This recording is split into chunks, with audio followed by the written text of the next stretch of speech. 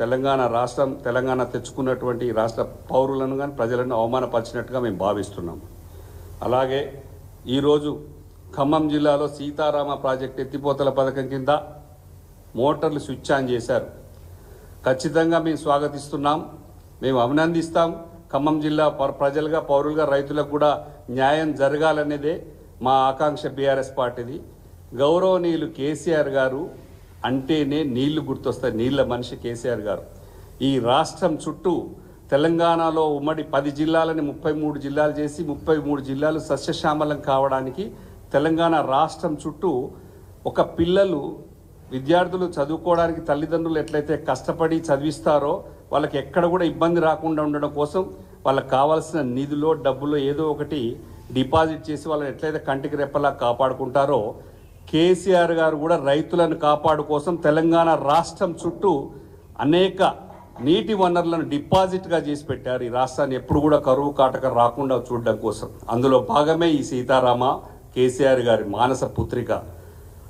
Congress party వాళ్ళు చెప్తున్నట్టు irrigation శాఖ మంత్రి గారు కూడా స్వచ్ఛందంగా చెప్పారు 7,500 కోట్లు ఖర్చు పెట్టారు.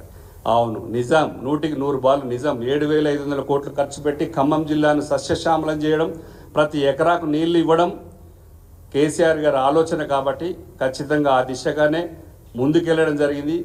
మీరు అధికారంలోకి వచ్చి కొన్ని 5-6 నెలలు 7-8 నెలల్లో మాత్రమే ఇంత పెద్ద ప్రాజెక్టు కట్టి స్విచ్ ఆన్ చేయడం జరగలేదు. ఈ విషయం తెలంగాణ రాష్ట్ర ప్రజలందరికీ, ఖమ్మం జిల్లాలో ఉన్నటువంటి ప్రజలందరికీ కూడా తెలిసిన విషయమే. ఓకే, మీరు అధికారంలో ఉన్నారు కాబట్టి మీరు స్విచ్ ఆన్ చేయొచ్చు.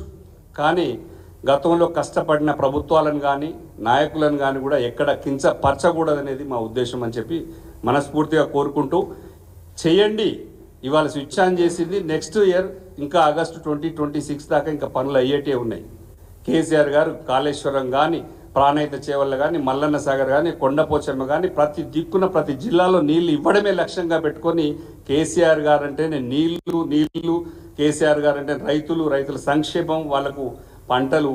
కాంగ్రెస్ పార్టీ నుంచి బీఆర్ఎస్ పార్టీ రాష్ట్ర సాధించుకొని అధికారంలో వచ్చిన తర్వాత కేవలం 36 లక్షల టన్నుల ధాన్యాన్ని పండించినటువంటి రైతులు 3 కోట్ల టన్నుల ధాన్యాన్ని పండించే దిశగా తీసుకెళ్లినటువంటి కేసీఆర్ గారిని ఈ రైతులు ఎట్టి పరిస్థితుల్లో కూడా గుర్తుంచుకుంటారు. మీరు ఎన్ని చేసినా కూడా కేసీఆర్ గారిని రైతులను ప్రజల హృదయాల్లోంచి తొలగించలేరు. ఇటువంటిది ఇంకా ఇక్కడ ఉన్నటువంటి రాజ్యసభ సభ్యత్వాన్ని వారికి ఇవ్వడం తెలంగాణ ప్రజలకు, మాకు, మేము తెలంగాణ ప్రజల తరఫున పోరాడుతున్నాం. ఇది తెలంగాణ రాష్ట్ర ప్రజలకు అవమానంగా భావిస్తూ ముగిస్తున్నాం. జై తెలంగాణ.